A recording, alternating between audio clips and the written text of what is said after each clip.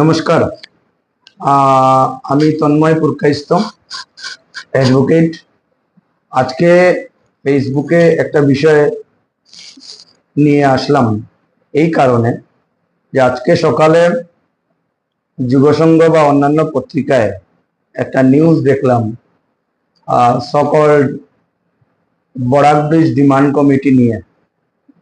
তো Barak bridge demand committee নিয়ে কিশোর ভট্টাচার্য নামক এক ব্যক্তি গতকাল কয়েকজন মানুষকে নিয়ে মিটিং করে একটা প্রেস মিট করেছেন। এন্ড এই প্রেস মিটে উনি বলেছেন যে ডিমান্ড কমিটির উদ্যোগে মধুরাঘাটে 97 কোটি টাকার একটা বরাক সেতু স্যাংশন হয়েছে, যেটা আমি প্রত্যাখ্যান করছি। সাংঘাতিকভাবে এটা একটা মিথ্যা, ডাহা মিথ্যা কথা। মিথ্যা বিষয় নিয়ে কিশোর ভট্টাচার্যের মতো ব্যক্তিরা বিগত দিনগুলোতে কংগ্রেস রাজনীতি করেছেন, এখনো চাইছেন যে ওরা মিথ্যা কথাগুলো মানুষের সামনে প্রেস মিট করে বাড়িতে বসে ওরা কিছু একটা জানিয়ে দেবেন। আমি বরাক ব্রিজের এই বিষয় নিয়ে আমি কিছু তথ্য আপনাদের সামনে তুলে ধরতে চাইছি।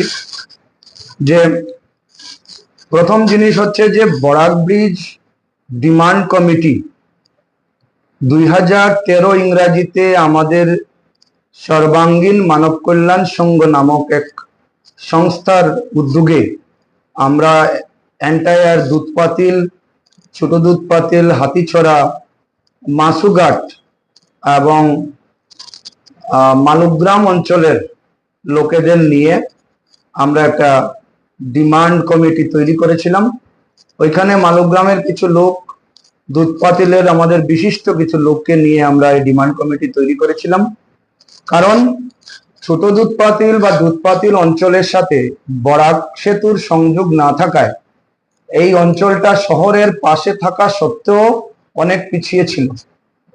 এই অবস্থায় আমরা খবর আগের থেকে জানি যে এই বরাক সেতু নিয়ে 1991 সনে আমার স্বর্গীয় পিতা তারাশঙ্কর পুরকাইস্ত এবং উনার সঙ্গে জ্যোতিরিন্দ্র দত্ত, কান্তজ্যোতির যিনি ছিলেন, মালিক ছিলেন, মিলে এবং দুধপাতিলের অন্যান্য আরো অনেক মানুষ মিলে 1991 থেকে ওরা আন্দোলন করে যাচ্ছিলেন বিভিন্ন ধরনের লিফলেট মাধ্যমে, বিভিন্ন ধরনের সরকারের কাছে। তখন কংগ্রেস সরকার, কথা বলা যেত না, কংগ্রেসের মানুষরা চাইতো না যে দুধপাতিলের উন্নয়ন হোক।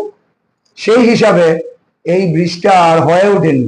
এরপরে কবীন্দ্র পুরকাইস্ত মহাশয় যখন উনি মন্ত্রী হলেন, তখন উনি বিষয়টা নিয়ে পার্সু করেছিলেন, কিন্তু এটা ওনার মন্ত্রিত্ব